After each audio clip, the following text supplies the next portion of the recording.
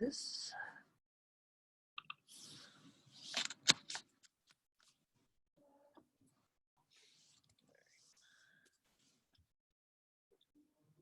Just a second to let my electronics talk to each other.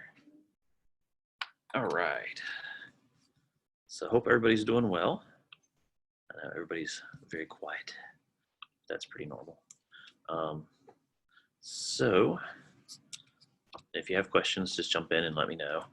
So what I'm going to do today is talk about chapter 7. So we're moving into some new material. This won't be on the test that's coming up a week from today, which I'll post that announcement later today. But that test will just cover chapters 4, 5, and 6. So it's all about enzymes. So something completely new. Good news is just about everybody likes this much better than, say, enzyme kinetics. So it shouldn't be horrible. We're talking about carbohydrates here, and then we're going to skip chapters 8 and 9 for a minute and jump into 10 and to lipids. So carbohydrates and lipids together, you know, I was going to say they don't fit together that nicely, but you know, they're two chapters that we're going to have to put together, and then we'll have 8 and 9, which are all about nucleic acids and nucleic acid technologies for exam 4, and then 11 and 12 to end the semester. Anyway, so this is all new material and fun stuff. Although, you know, we start off talking about some stuff that, you know, hopefully you'll remember from organic chemistry. So again, we have a lot of structures and names here. Not as many structures as, say, with our amino acids, but there's about 5 or 6 that you should know.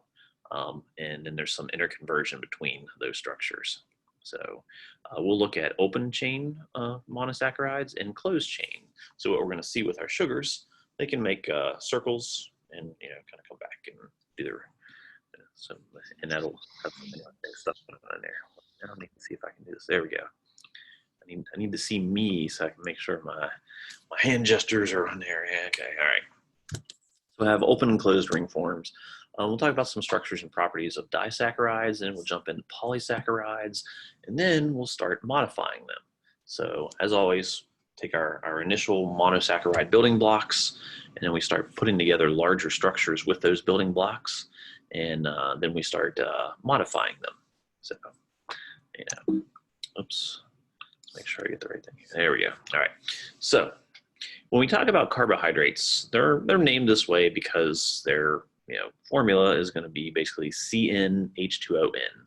So if you think of like our simplest sugar, glucose, well, I guess it's not our simplest technically, but our most common sugar, glucose, C6H12O6. So again, that would just be like 6 waters around 6 carbons there. They're made from photosynthesis, combining carbon dioxide and water. So yay, all the stuff we exhale, a lot of our pollutants will actually stimulate plant growth. So it's always interesting this when people talk about climate change, you can see some positives and some negatives. Like crop growth might be up even while temperatures are up because of increasing concentrations of CO2. So there's many, many variables to keep track of there. We can have really small carbohydrates like glyceraldehyde, and then we can have giant ones like amylopectin that's about 2 million times heavier than glyceraldehyde. Right? Our carbohydrates, we mainly will talk about them in terms of using them as an energy source or energy storage. They often make up the structural component of cell walls. So if you look at your plant cell walls and bacterial cell walls, we'll see a lot of carbohydrates on there. Exoskeletons also. And then the thing that we don't talk about with carbohydrates as much is their informational molecules. So they're going to mediate cell signaling. So our patterns will be in there. Question? 7. This will be chapter 7. Yeah. The other thing we can do with carbohydrates is we can attach them to proteins, and we can attach them to lipids as well too. So we'll call this glycosylation. Right? Okay. So how do we name these? All right. So basically, they're not going to be too bad to name. We're going to start You guys are also gonna get the good jokes in this chapter too. I got good jokes in here. So basically, anything that ends in any carbohydrate, we're gonna have it end in ose. Okay, so I think glucose or sucrose or fructose, our high fructose corn syrup in the Mountain Dew I just finished drinking. So if we have a 3-carbon unit, generically we call that a triose, and a 4-carbon would be a tetrose, and we will end up talking mainly about hexoses and a little bit about pentoses as well too. You might have heard about the pentose phosphate pathway, depending if you've had any sort of biochem before, or maybe in a biology class, the pentose phosphate pathway. But that's something that shows up in biochem too. The neat thing is they all have a very similar functional group. They've got the carbonyl functional group, and then we'll kind of divide them up into either aldehydes or ketones. We can have our aldoses and our ketoses. All right, but let's look at this pictorially. Okay, if we look at glyceraldehyde, this is our simplest sugar that we talk about. So it's a 3-carbon sugar. It's a triose.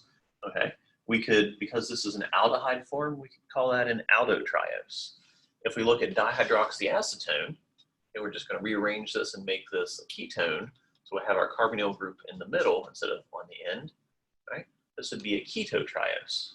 Okay. All right. So just kind of some generic terminology there. So ketoses will have that ketone functionality, and aldoses the aldehyde functionality. Okay. So not awful. All right. If we remember all of our nice little lovely organic, we will have some stereoisomers that we can talk about as well. Okay, so our stereoisomers are non-superimposable mirror images. We got the same components, they're just rearranged differently in space. Okay, so our sugars, we're going to find we can have a lot of different chiral centers in there. Right, so we're going to look at the one that's most distant from the carbonyl carbon. We're going to designate that as either D or L, okay? And we're primarily going to be concerned with the D forms, okay? So we're going to pretty much ignore the L forms.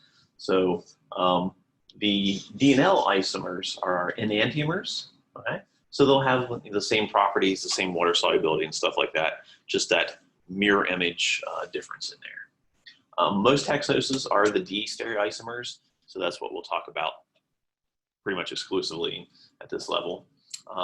We do see a couple that are in the L form, like L-arabinose, but we're not going to worry about those here. That'd be more in-depth course. We might talk about something like that, the L form. Okay, our enantiomers are mirror images. So you can keep in mind, if you go from your priority, what do you have here? Like a 1, 2, 3. So it could be, maybe a left-handed B. Technically, it's our B form. And this would be our right-handed as we go from priority the other way. Anyway, but they're mirror images of each other. If you remember your priority rules, that's great, but I'm not going to ask you, is this the L form or the D form? We're going to take some shortcuts to figure that out. And we're going to use some systematic representation to help us quickly determine whether it's the L form or the D form. Okay. And then again, we're looking at D sugars for all the sorts. So there's a couple different ways we can draw them. We can do this Fisher projection here. Okay. So you can see here we're going to have our D form, here we're going to have our L form. So basically, if our hydroxyl group for our determining compound is on the left-hand side, it's the L form. See. If it's on the right-hand side, it's the D form. Okay. All right, there we go. Not too bad. All right. We can also have a perspective formula, and in this case, this is what our shortcut, our Fisher projection is kind of our shortcut here, because really we have our 3-dimensional drawing here. So my upper and lower ones are going back into the plane of the paper, and the ones to the sides are coming out of the plane of the paper towards you. So this is harder to draw by hand because you make all those little dashes and the little wedges. So wedges and dashes to indicate that 3-dimensional structure. So a lot of people typically use the Fisher projection. And a lot of times we won't even draw in that central C there. We'll just say wherever 2 lines intersect, there's a carbon there. Okay, so we'll see that come up a little bit later on. But I think most of this chapter we actually draw in the C's just to help reinforce that. but you don't need to draw the C's in there. You just, anytime there's an intersection, that's the C. I feel like never mind. All right, yeah. Like I say, we'll probably use Fisher projection most often, just because it's easiest to draw. So our carbohydrates can be stereoisomers of each other, right? So we saw that with glyceraldehyde and glyceraldehyde, we can have the L and the B form. But we can also have epimers, okay? And epimers are stereoisomers that differ at only one chiral center, okay? They're not mirror images, so they're not enantiomers, okay? But they just differ by one chiral center. So if we look down here we have a 4-carbon sugar, okay? And this is both the D form here. But now we have this other carbon up here with the hydroxyl group off of it. And if this hydroxyl group is on the right-hand side, this is D-erythrose. If it's on the left-hand side, it's D-threose. Why is it D? Because our hydroxyl group that's farthest away from the carbonyl carbon is to the right. Okay, so that's our D-erythrose. Okay, so our D form there. Okay. But again, this is erythrose and threose. Okay. All right, and they are epimers of each other because they have the same structure, except at one particular chiral carbon. Okay. All right, and we'll see some more examples of this as we get a little crazier here. So we had 3 carbons, we had trioses, now we have tetroses, and you'll notice, with our trioses, we had 1 chiral carbon, so there were 2 orientations, D and L. Okay. With our 4 carbons, we have 2 chiral centers, so 2 squared gives us 4 possible orientations in here. We're ignoring the L form, so that's why I only show 2. We're going to assume everything is in the D form. Okay. All right.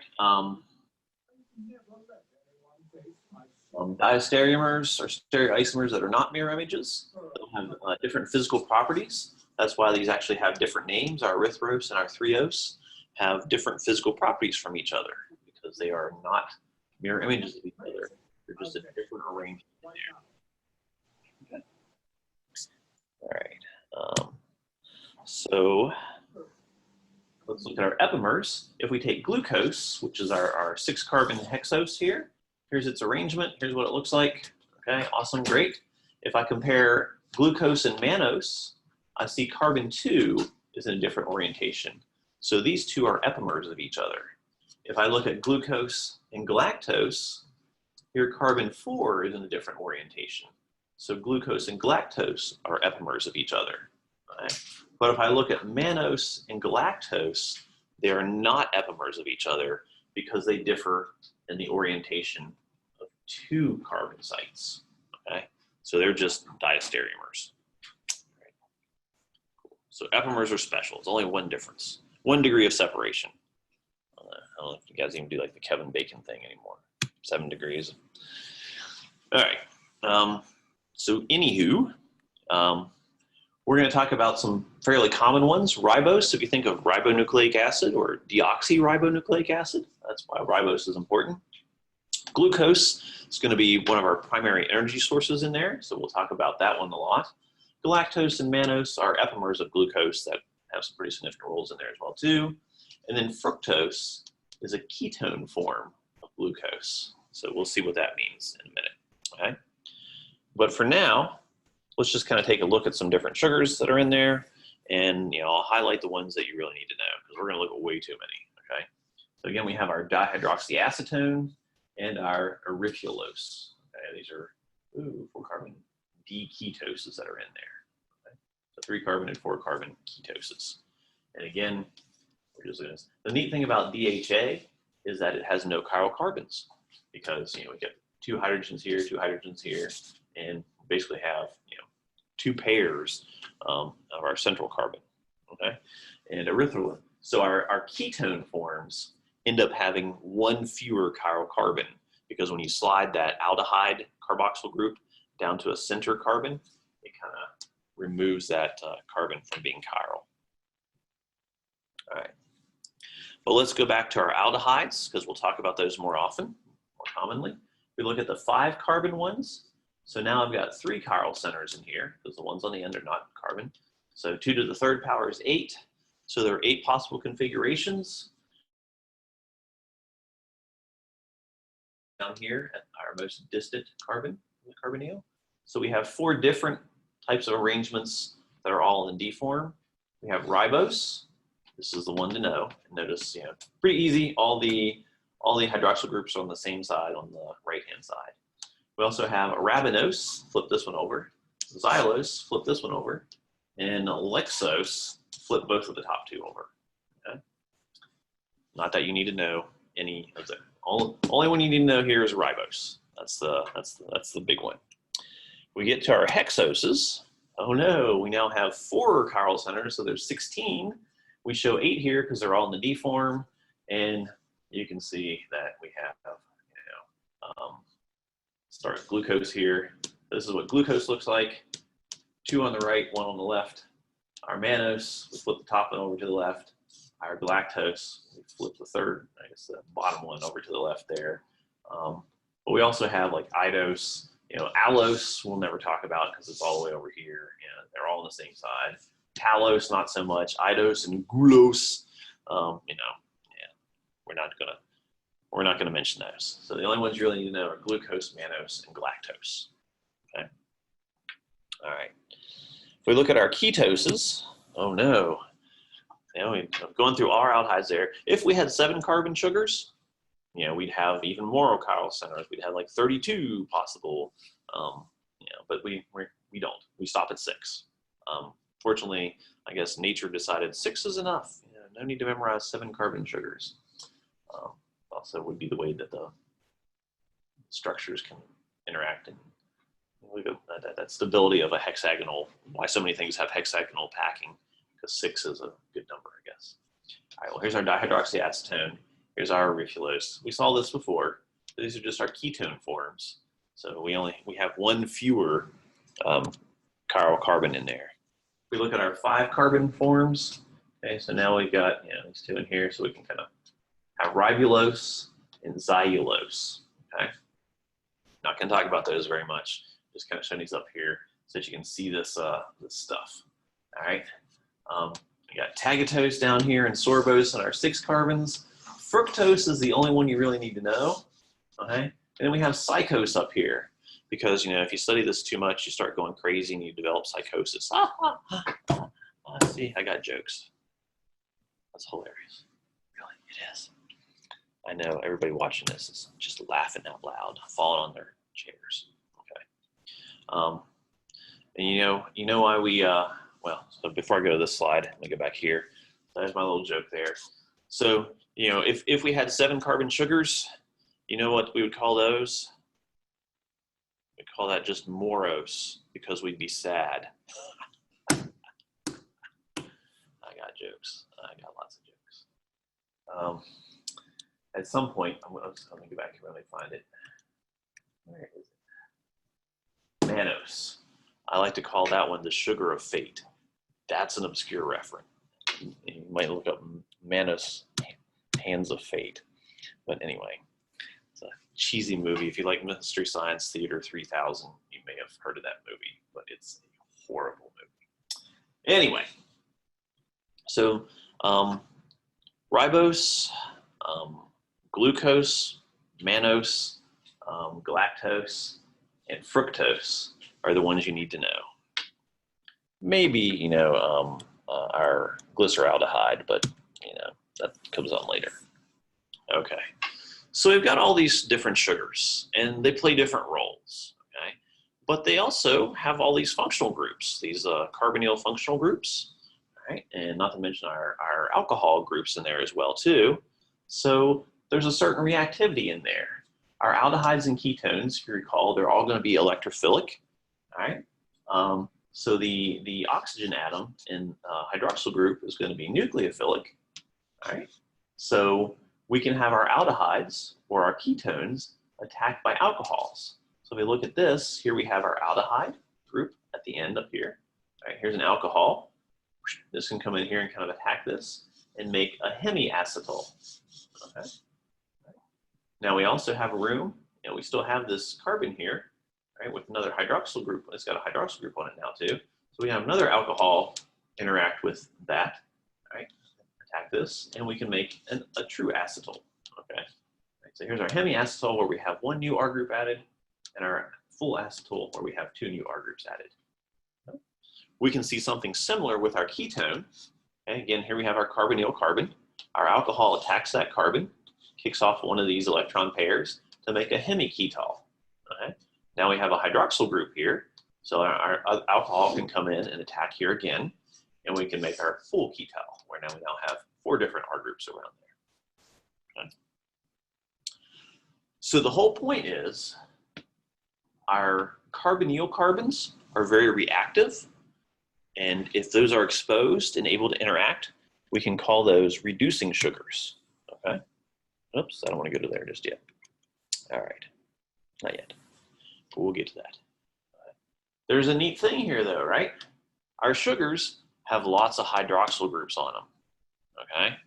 And if we have a long enough sugar, like say 6 carbons, one of those alcohol groups can curl around and attack the carbonyl carbon. Okay? So that's what we see happen with our 5 and 6 membered sugars. We'll see for glucose. Okay? We'll see this carbon 5 hydroxyl group will curl around here and it'll attack carbon 1, okay, with the carbonyl carbon in there. So when that happens, we now have 4 different things that are bonded to carbon 1.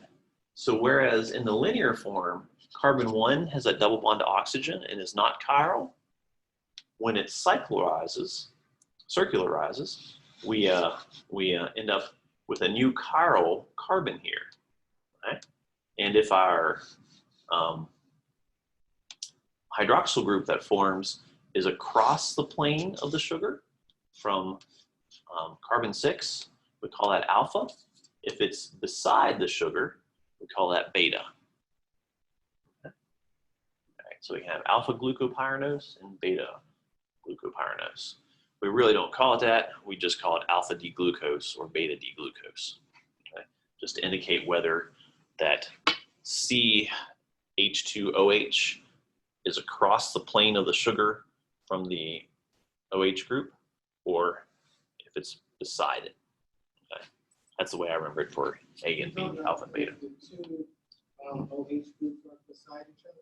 Yes, well, so in a 3-dimensional structure, and we'll see this, I've got better pictures of it coming up here, but in this case, we kind of think of this as semi-planar. It's really going to be like boat or chair form, but here it's underneath the plane of the ring, and this one is pointed up above the ring of the plane, so they're across the plane of the sugar from each other. It's alpha. On the other hand, if this one's kind of pointing up on the same way, it's the beta form. All right. Okay. Now, note too that this is reversible. Okay. So we can have this attack. It forms, say, alpha glucose. All right. And then it falls apart and goes back here and makes our linear form again. And then maybe it makes beta glucose. So in the solution, it's constantly, making these forms, right? Going around and attacking and linearizing and circularizing over and over again. Okay. Unless something coerces it to stay in a particular stereo orientation. Okay. So our pentoses and hexoses, 5 and 6 carbon sugars, will readily undergo the cyclization, right? And decyclization. And that carbon 1, well, or if it's a ketose, wherever the carbonyl carbon is, we refer to that as the anomeric carbon, because during cyclization, it becomes chiral. During linearization, it reverts back to achiral. Okay? So stating kind of what I was trying to do in the picture there, that hydroxyl group, depending on where it is, we call it alpha or beta. Okay? So basically, I guess a better way of saying that, across trans. So we have our C2 CH2OH group up here, and then our hydroxyl group down here across the plane from each other, trans to each other. That's the alpha form. And if they're cis to each other, then that's the beta form. Okay. So a little more detail about this. Okay.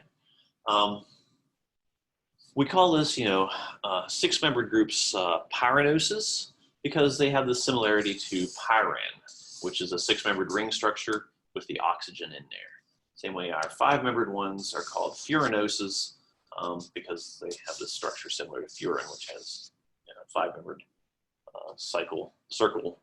cyclic group with an oxygen in there. Okay. So the anomeric carbon, just by convention, we'll typically draw it on the right side. Okay, so let's take a look at this. Okay, we can see here our alpha glucopyranase, and here's our beta glucopyranase. Here's our anomeric carbon. Okay, here these two are cis to each other, and here they are trans, or across the plane of the sugar. Okay. Right. So being able to draw this would be oh so helpful. All right. Here we have, say, fructose, okay? So we're gonna end up with something that looks like this, okay?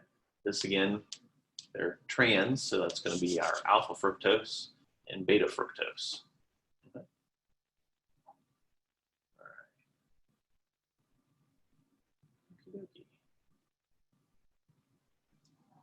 All right. Other things to note, even though this is a 6-carbon sugar, there's only 5 carbons in the ring here.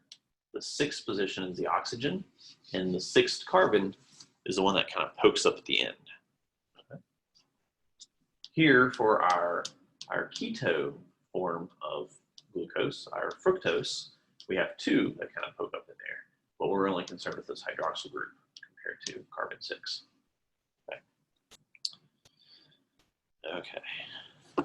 Now, if we want to get crazy, we can start trying to look at this in terms of 3-dimensional structures. Okay. So we can have 2 possible chair conformations that are kind of going on here. All right. So, we have the chair or the boat conformation. So the boat, they kind of both flipped up that way. The chair, they flip down that way. Sound vaguely familiar from organic? Hopefully, yeah. Okay, good, yeah. So we can make a couple different chairs. Okay. And you can see in this case, we got a hydroxyl group that's pointed down, and here's kind of pointed out. So we're just kind of shifting the way this ends up being made. But these can interconvert between each other, but they're not energetically favorable. So if we make one particular type of chair conformation, we're probably going to stay in that one unless we do some work on it. Okay. All right, but we're not going to sweat that too much. So this is going to be this is more of a for your information. The previous slides, all fair game, but this one, yeah, it's getting to be too much. Okay. All right. So our hexoses, we have a lot of various derivatives out there. We can talk about just glucose by itself, but a lot of times we'll take this carbon 6 here and we'll phosphorylate it. So we'll have glucose 6-phosphate. Okay. All right. And this one we just have drawn beta glucose 6-phosphate, but we can flip it over and have alpha glucose 6-phosphate. You'll see in Biochem 2 that glucose 6-phosphate plays a major role. It's kind of like I refer to it as the old lady who adopts cats and she puts collars on them so they can't get out of the house. So she brings the cat into the house and puts a shock collar on it if it tries to leave. That's essentially what your cells are doing with glucose, because glucose can permeate into the cell and it can migrate back across, just depending on the concentration gradient. You stick a phosphate on it, you got this big charged group on there, and that's going to prevent it from, once it gets in the cell, it gets phosphorylated and it can't get back out. So it gets into the cell to be metabolized. There. We can add other things on here. We can have like glucosamine, where we put in an amino group instead of one of our hydroxyl groups. We can have an acetyl glucosamine. So now we attach an acetyl group to the amino group in there. If you throw in something like this, basically you get rid of we have muramic acid or acetylmuramic acid in here. And similarly, we can have galactosamine and manosamine. We can have acidic sugars in here as well. We have like gluconate and where we're adding another carboxylic acid group to it. We can have deoxy sugars like rhamnose and fucose, which is where you get to the point of like just fucose, I'm done with this. Are we going to talk about these? Not much. I just want you to be aware that we can modify these sugars, phosphate groups, amino groups, acetyl groups, and more and more complex stuff in there. Okay. All right. So far, so good. Yeah. Mostly just a lot of structures and how we draw these and put it together there. All right. So let's look at some of the reactions that our sugars can undergo. Where am I? I gotta make sure I am cruising along. We can have reducing sugars, and those are going to have that free anomeric carbon. So basically everything we've drawn so far, that anomeric carbon, we draw it just by convention over on the right, it's been free. So it can interact with other stuff. All right, so that anomeric carbon, so if it's in the aldehyde form, it can reduce copper. That's our Fehling's test. It can reduce silver. That's our Tollens test. But it really allows us to detect these sugar molecules. We can detect these reducing sugars, like glucose. So if you want to quantify how much glucose is in your bloodstream, you could draw some blood and perform a little test there and look at the spectroscopic differences that occur and get an exact concentration of glucose in there. Okay? We can also use some other electrochemical ones, which will have some spectra photomic components to it as well too. If you think of like the little strips that, little testing strips that are in there, we can look at something like that. So if we look at a colorimetric glucose assay, here's our glucose in the bloodstream. We have this glucose oxidase in there that will convert it to gluconolactone. And what ends up happening is we have this reduced dianazidine, which becomes oxidized. So we have this brighter orange color that shows up, and we can measure the absorption values at the appropriate wavelength, and that'll tell us our concentrations that's in there. If you think like glucose strips for diabetics, we use a similar electrochemical detection method in there. So we don't need to draw a whole bunch of blood and put it in a spectrometer. We can use just a small pinprick and figure that out. Okay. All right. But again, this has to do with the reaction of that anomeric carbon. Okay. So here's our anomeric carbon. That's converting that to a carbonyl group on the chain. Okay. I always feel like I should add more there, because a lot of people do glucose testing, and if you look at like feeding tubes for people in the hospital, they have glucose that goes into the bloodstream. So how do you monitor all that? But it's just a way to detect it, looking at these reducing equivalents here. Okay. The fact that the anomeric carbon is so reactive means that it can interact with a bunch of stuff, like copper or iron or other sugar molecules. Okay. So now we're going to talk about the glycosidic bond. Okay. We can take two sugar molecules and join them together. Okay. So our anomeric carbon and a hydroxyl group. Okay. So that could be, another anomeric carbon, but we have like 5 or 6 hydroxyl groups on other sugar molecules that could be potential targets. Okay. So the glycosidic bond ends up being an acetyl between monomers. It's more stable than the hemiacetal. Okay. So we saw that hemiacetal group in there. That's what we're forming when we're circularizing it. If we interact with another alcohol, we get the full acetal. Same thing will happen for the ketol. We'll go from a hemiketol to a full ketol. It's like our half Nelson and full Nelson. Yeah, atomic elbow. Sorry. Got to try and keep it fun. All right. So the second monomer with the hemiacetal is the reducing one. The anomeric carbon is the non-reducing one. Okay. So we name these by the way they're organized. So we could have, say, like an alpha 1,4 linkage or a beta 1,4 linkage. And depending, if we look at a bunch of disaccharides, they'll have their own particular names in there. Okay, like say sucrose. Okay. In alpha glucose, okay, it's going to interact with the alcohol group on carbon 4 of a beta glucose. Okay.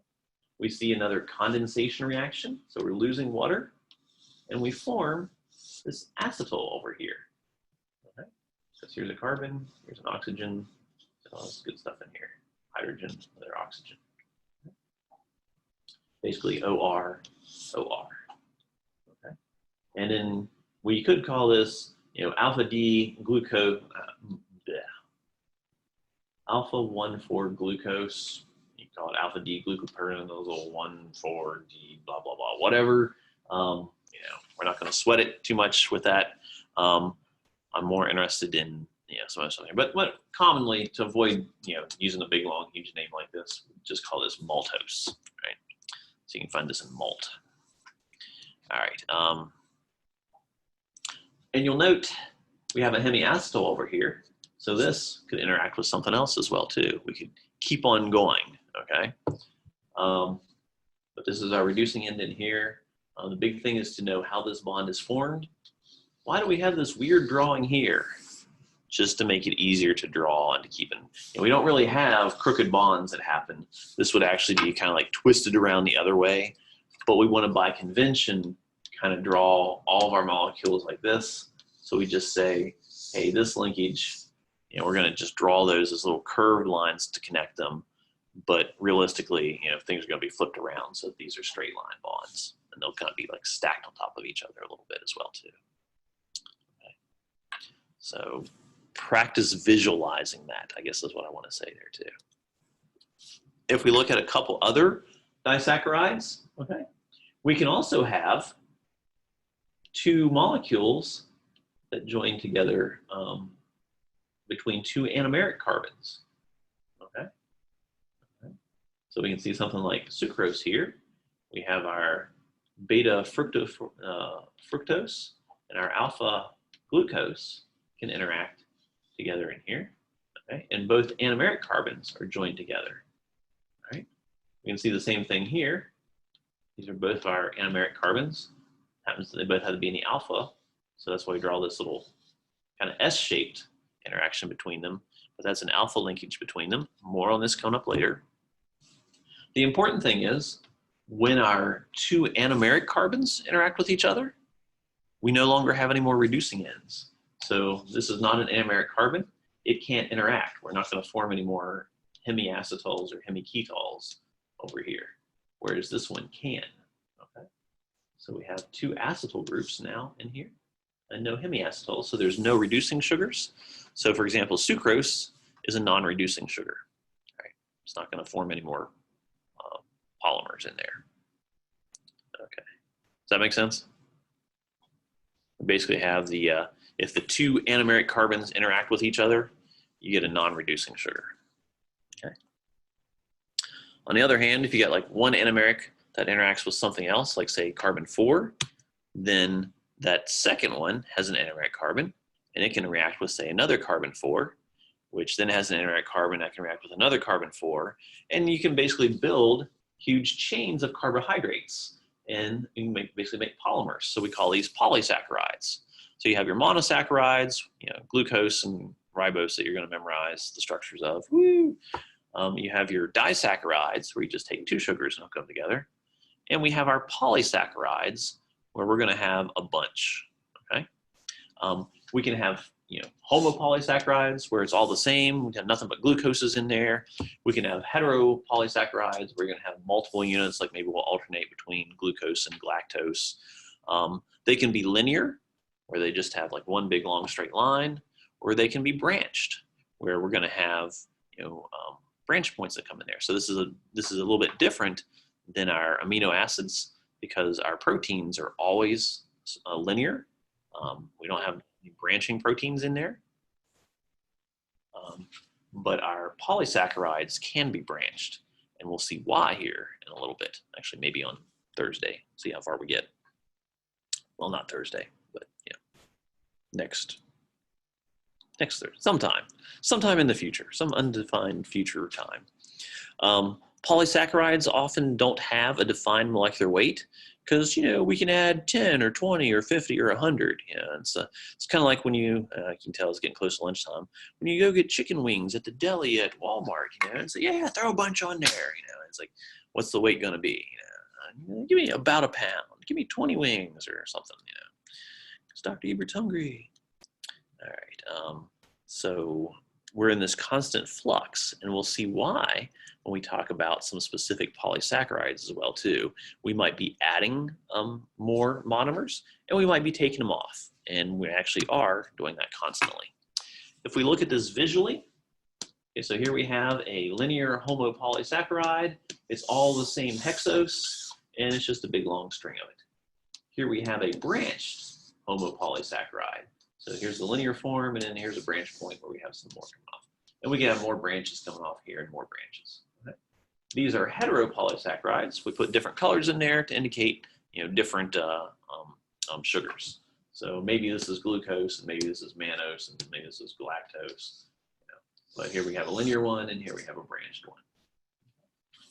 And actually, the colors do have specific meanings. They're color coded, just like atoms in your structures. Red is always oxygen, white is always hydrogen. So there's a color code for sugars as well too, but we're not going to go into that. It's too much, too great a level of detail. All right, so let's look at polymers of glucose. Okay, so one of the most common ones is hugely important for us, glycogen. All right.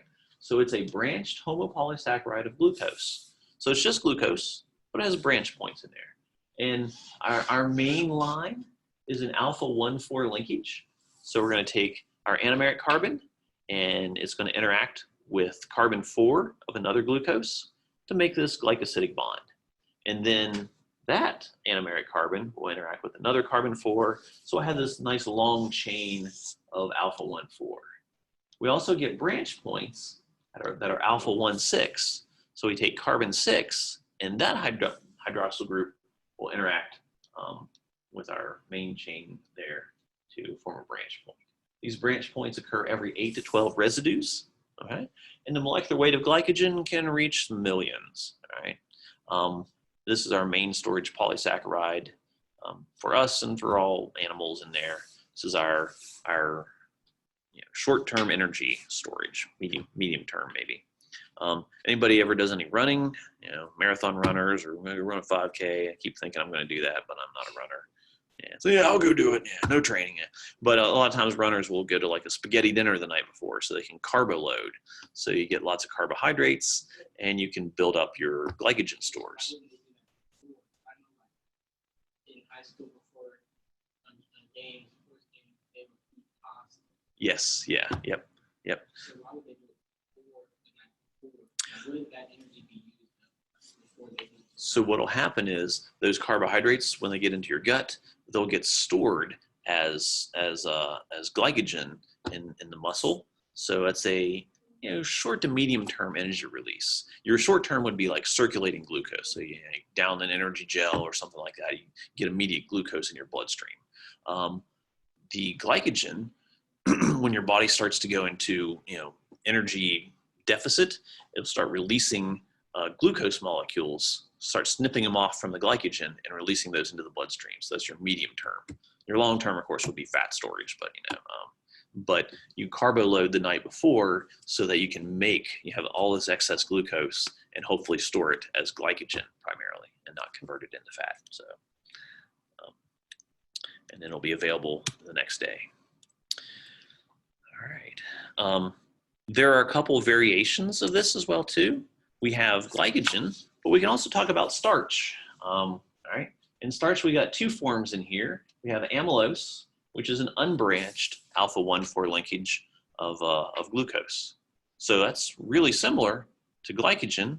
It's just, it's the same thing, same orientation, except there's no branch points. It's just a long linear strand. Okay. Amylopectin does have branch points, and they're alpha 1,6, but they only occur every 24 to 30 residues. So there aren't as many branch points as there are in glycogen. Okay. And we can get up to several hundred million molecular weight for this. Okay. Starches are the main storage polysaccharides in plants. Okay. Why do plants and animals have different polysaccharide storage carbohydrates? Any thoughts? It's terrible. You get the all right. What happens if, say you're a deer in the woods and a bear comes after you that's hungry? You got to run away, right? Yeah, you got to get in that flight. So you need that energy. And just like, night before a football game, night before running or something like that, load up on carbohydrates so you have that energy, so you can expend that energy. So if you need a lot of energy, especially if you have a fight or flight reflex, you're going to want to release a lot of sugar in there. So your glycogen has lots of branch points, so there are lots of ends that can be snipped off to release a whole lot of sugar at one time. Okay? On the other hand, what happens if you're a potato in the wild and like a squirrel comes by and wants to eat you? Yeah, I know. And potatoes don't run away. So they just need this energy to be available for the growth and reproductive cycle of the plant. So since they're not active, they don't need it to be as accessible. However, they often store a lot more of it. You're basically, what I'm saying is, if a potato could run a marathon, it wouldn't run out of energy. It's going to come back. It's going to be a great quote. Take that, but that's going to be my TikTok video. I'll take that out of the lecture. But then, if a potato could run a marathon, it wouldn't run out of energy. I don't know. Terrible. All right. So we talked about these alpha 1,4 linkages. Okay. So here's our alpha carbon. All right. We're going to have this 1,4 linkage here. Our anomeric carbon alpha linkage. So we're making all these little U shapes here. Here's our alpha 1,4.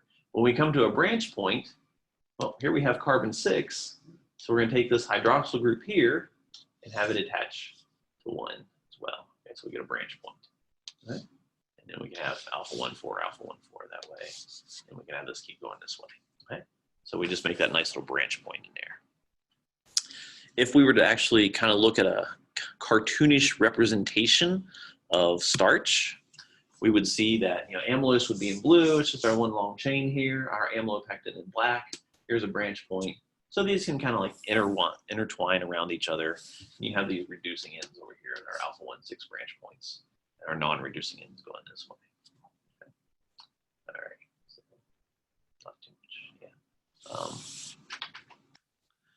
So let's talk about this. Accessibility as well too. Glycogen and starch tend to be very insoluble because they have this high molecular weight, and they'll form granules in the cells. These granules will also have enzymes around them. We could talk about our kinetic activity of, say, glucose 6-phosphatase or something like that, but we won't go there. Won't traumatize you guys. So the granules have enzymes that can synthesize and degrade these polymers. Glycogen and amylopectin have one reducing end, but lots of non-reducing ends. So what can happen is we can have this enzymatic processing at the non-reducing end, so we can either add more sugars to that non-reducing end, or we can cleave off individual glucose molecules as the cells need that energy. So if we're energy rich, well-fed, we're going to add more and store it. If we are energy poor and need energy, we're going to cleave it off to produce free glucose for the cells. Okay. All right. So that's sort of what we have going on there. It's a mini introduction to metabolism. All right. Getting into the last little section that I want to talk about today, I think. We can also talk about some other variations of this as well too. All right. We can look at cellulose. Okay. So we can eat animals and get energy from them. We can eat plants, some plants to get energy from them, but other plants we can't. So cellulose is a linear homopolysaccharide of glucose. Same thing we've been talking about before, except it forms a beta 1,4 linkage instead of an alpha 1,4 linkage.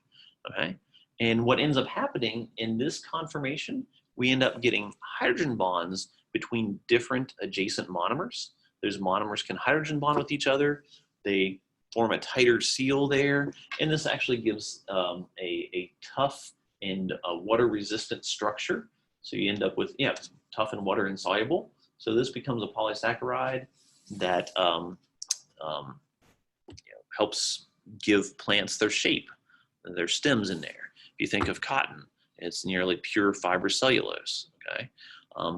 The other thing to think about is you can eat a potato, but you can't eat a ball of cotton, right?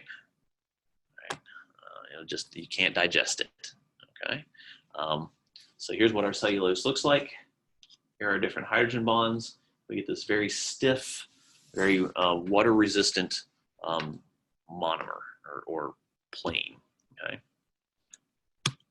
So cellulose is very, very hard to interact with just because of that shape of those bonds, because of those beta-1,4 linkages. So we can't eat them. I'm going to editorialize here in a minute. I forgot. I've got jokes in this one, and I've got some really serious stuff too. All right. So if we go out and make a big bowl of grass and leaves and try and eat that, we can't. You might feel full, but you won't get any energy out of it because we lack the enzyme that will hydrolyze those beta-1,4 linkages. We can hydrolyze the alpha-4 linkages, and we do that all the time, constantly, but we can't do the beta-1,4. And there are very few things that can. There are some fungi. So if you think of like I should show you guys the page. I'll have to upload that. I found some velvet shelf fungus growing on a dead log in my backyard that I was moving out of the backyard. And I flipped it over, and this cobalt blue fungus was growing on it. I mean, it's beautiful, like bright cobalt blue, even brighter blue than the letters that are in here. I had to look up what it was, and it's just this common fungus in here. But fungi, because they break down organic material like that, you see them all the time after the rain in there, they have a cellulase that will allow them to cleave those beta-1,4 linkages in cellulose. Okay? There are also some bacteria and some protozoa that can do that. So if we think of ruminants like cows and deer and termites, why are termites such a problem? They can't actually digest the plants themselves, but they have some microorganisms that live in their gut that will produce cellulase and allow it to break it down. If you think of cows, they chew their cud, right? And they have 4 stomachs, right? Because even though they have these big teeth that can crush the plants, they're just kind of crushing them down there. They get them into the stomachs where the bacteria can act on them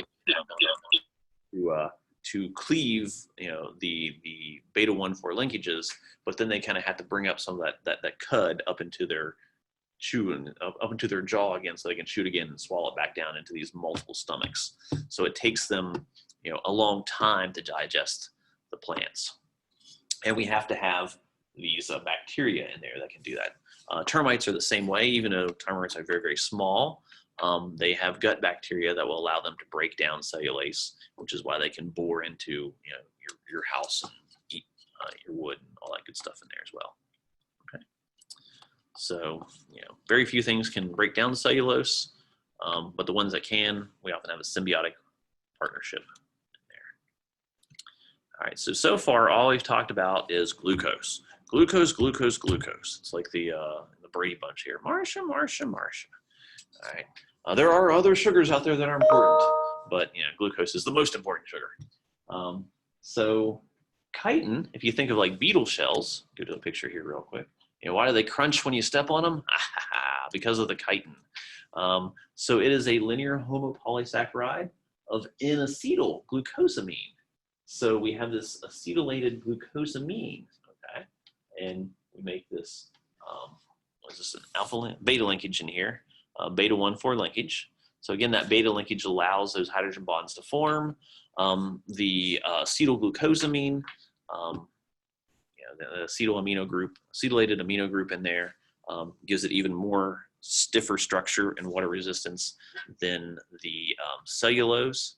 So you get chitin in there, it's very crunchy. So our insects with their exoskeletons often formed of chitin in there. Crab shells, shrimp shells, all sorts of stuff like that. Okay. Agar and agarose, we go in the lab and make some agarose gels. Here we have some pond scum that forms these. So agar is a branched heteropolysaccharide. We have agarose and agaropectin. Right? We'll take a look at these. You don't need to know their structures in here. but we'll often grow these as well too. So I think of agarose gels for separating nucleic acids, but we'll often pour gels to grow bacteria on, to plate out bacteria, because bacteria can chew them up. So what's this look like? Here we have our agarose and our agropectin. Is that it? Composed of agarose and agropectin. Yeah.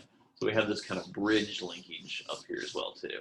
And then we just repeat these two subunits in here. Note that there's also this sulfate group attached in there. Attached in there, and you get this lovely little beta linkage in here. All right.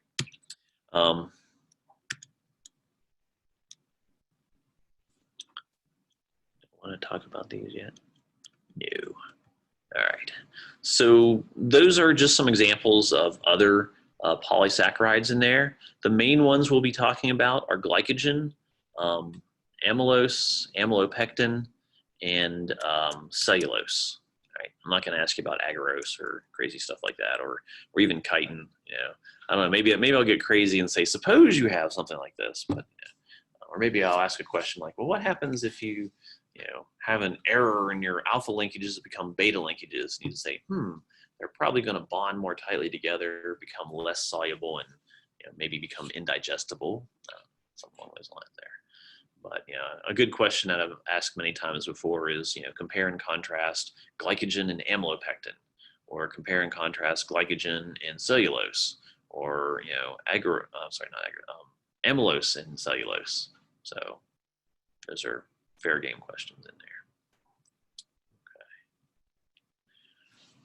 Okay. So I think this is probably a good little stopping point for a little bit. Like I say, the next time we lecture, we'll definitely finish up this chapter. We'll start talking about some modifications that we can make to our various carbohydrates. So we can have our glycosaminoglycans, so we can add some protein groups on there, some amino acids, or we can add all sorts of stuff on there. We'll talk about the roles that we have in there. So what I want to do is stop sharing this, and I'll just point out, because I know people are probably getting close to the stuff that we have in here. I just want to make sure that, again, if you go under modules and go to the exam 2 material, I'll post this lecture as well too. Module 2, proteins and enzymes. There is a study guide there, and maybe I don't know. Maybe I'll throw up an old exam or something like that, so you guys can see types of questions I've asked in the past. I don't know. I have to see how I'm going to make this exam. Because I know in the past I said, hey, draw a structure of this, or show me a structure of this, and I can't really do that. And everybody's got Apple pens, right?